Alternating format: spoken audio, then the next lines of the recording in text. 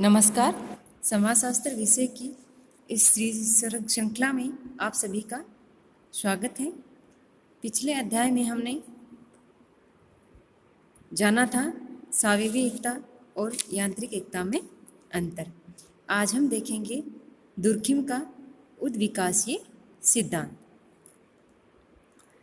Durkheim ने समाज के उद्विकास की व्याख्या श्रम विभाजन और सामाजिक एकता के प्रकार के आधार पर की है। दुर्खिम का मत है कि समाज का विकास यांत्रिक एकता से सावेवी एकता की ओर क्रमबद्ध रूप में होता है। दुर्खिम ने इस विकास का मुख्य कारण श्रम के विभाजन को माना है,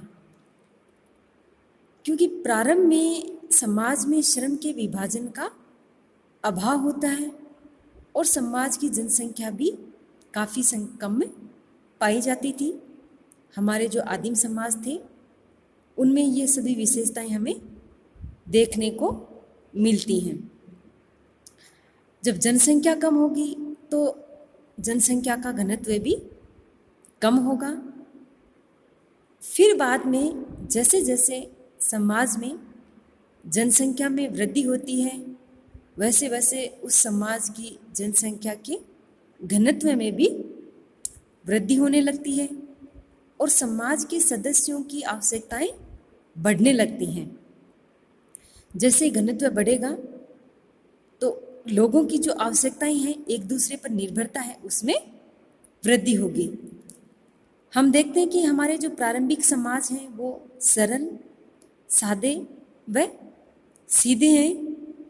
उन समाजों में यांत्रिक एकता पाई जाती है और यांत्रिक एकता वाले समाजों की सभी विशेषताओं की उनमें प्रधानता पाई जाती है।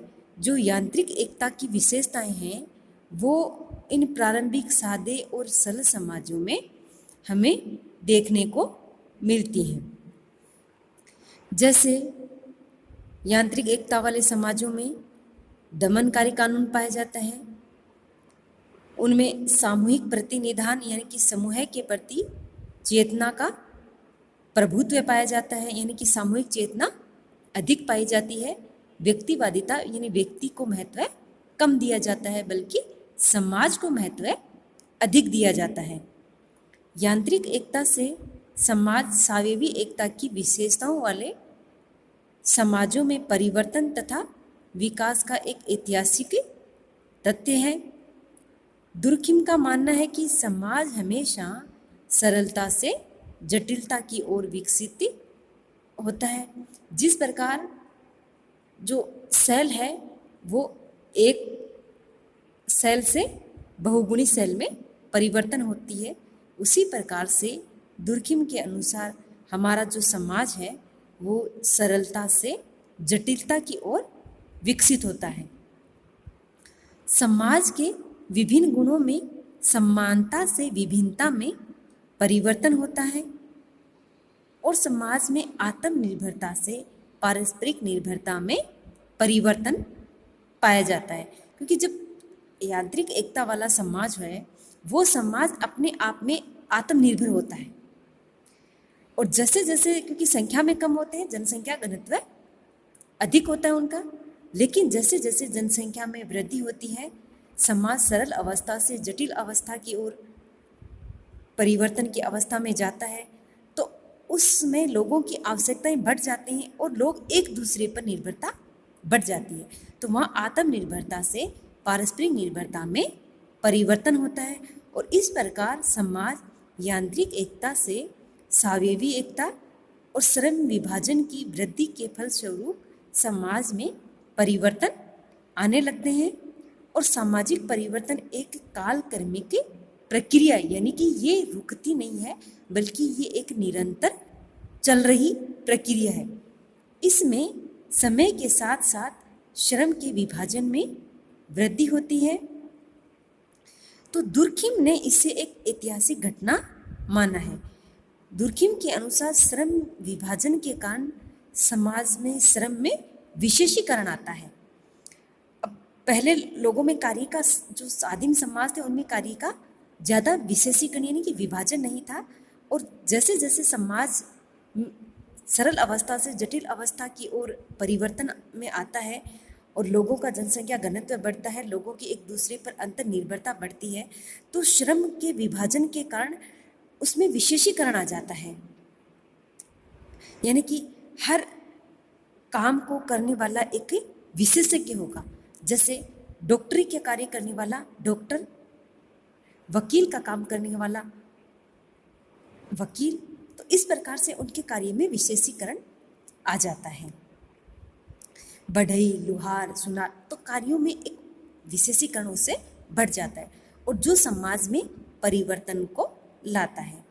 विशेषीकरण से समाज की विभिन्न इकाइयों में पारस्परिक निर्भरता बढ़ती है, यानी कि एक दूसरे पर अंतर निर्भरता बढ़ जाती है, जो समाज को स्वाभाविक एकता वाले समाज में विकसित व परिवर्तित कर देती हैं।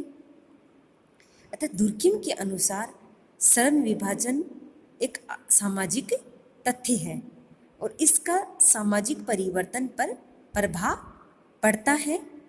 दुर्किम का कहना है कि श्रम विभाजन से मानव के सुख में वृद्धि होती है। जैसे जैसे कार्य का विभाजन बढ़ जाएगा तो उससे लोगों की सुख सुविधाओं में वृद्धि होगी। दुर्किम के अनुसार सामाजिक परिवर्तन समाज के विभिन्न गुणों जो कि यांत्रिक एकता वाले समाज में पाए जाते हैं उनमें वे परिवर्तन आता है। समाज के यांत्रिक एकता वाले गुणों से स्वाभाविक एकता वाले गुणों में परिवर्तन उद्विकासीय सिद्धांत के कारण आता है और इसी को दुर्किम ने उद्विकास का सिद्धांत कहा है। जो हमने देखा कि यांत्रिक एकता और स्वाभाविक एकता पिछले अध्याय में है, हम दोनों में हमने अंतर जाना था और ये अंतर ही दुर्किम के अनुसार सामाजिक उद्विकास का सिद्धांत का कारण है और यही उद्विकास का मुख्य सिद्धांत है। धन्यवाद।